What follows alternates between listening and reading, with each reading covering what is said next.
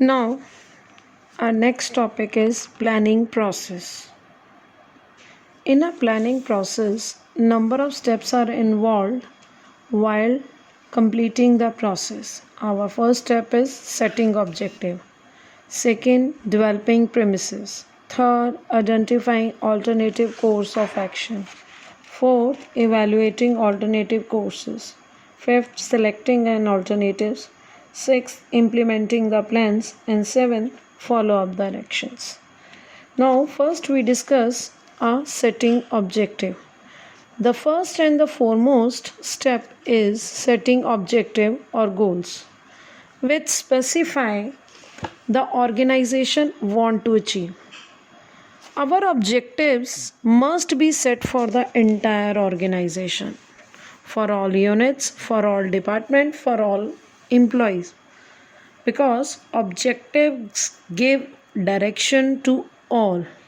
For example, if you want to increase the profits by 25%, then all the departments, all the unit try to achieve this goal.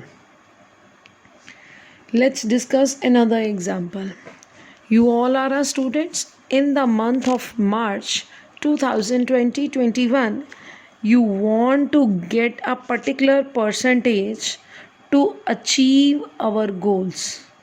So you all of you try, you do your own work, your teachers do their work, so that the objective would be achieved.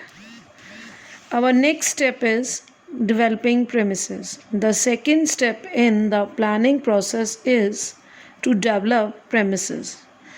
Planning is always done for uncertain future. So manager required to take some assumption about future which are considered to be the base material which plans are to be drawn. So here premises means assumption. So assumption basically made in the form of forecast. Forecast can be made about the demand of the particular product. Government policy could be changed, interest rate would be changed, tax rate would be changed, etc. So the company's manager, they always take some assumption about the future changes. For example, in a business in India, they prepare a plan for expansion. When the government announced a policy of opening the telecommunication and insurance to a private sector, after the new economic policy, they make some assumptions what the changes and what the impact to our business. In our last chapter, we discussed changes about our and business environment. Our business impact both internal and external changes. So all these changes you should keep in mind in while taking a plan for future, what you want to achieve. You have to take some assumptions.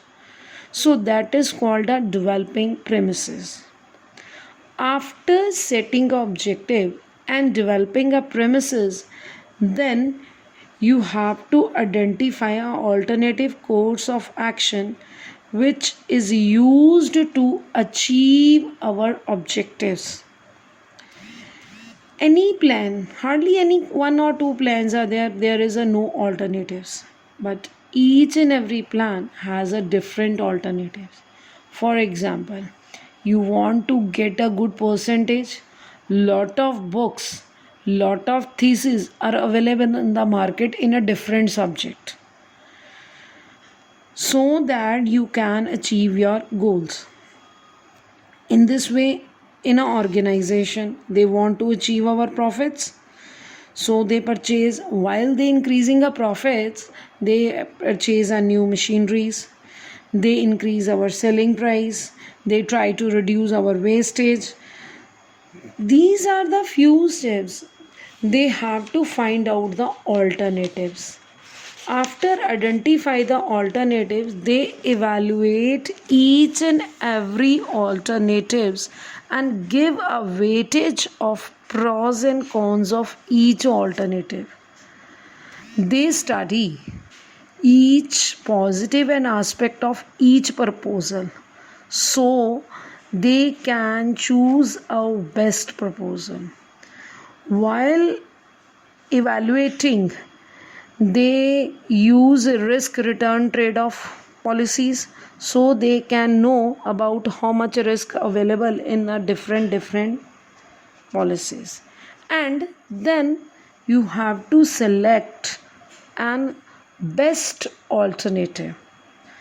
This stage is a real point of decision making. You have to choose an ideal plan. Now, what is an ideal plan? Ideal plans would be the most feasible, profitable, and least negative consequences.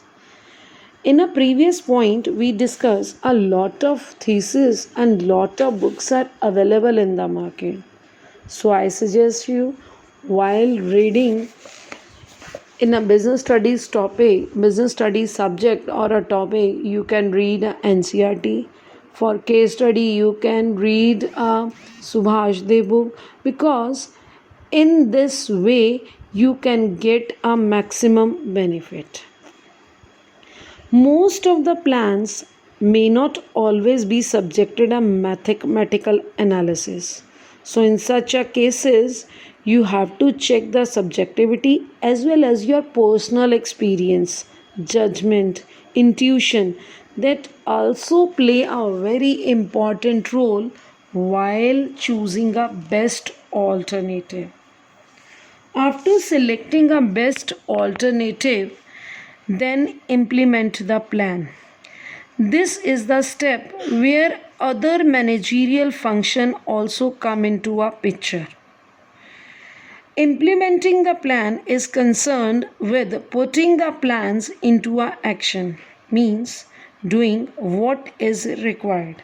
For example, if there is a plan to increase the production, then it means you have to increase the number of labor, you have to increase the number of machineries, you have to increase the number of tools so that you can increase your product and increase your profits.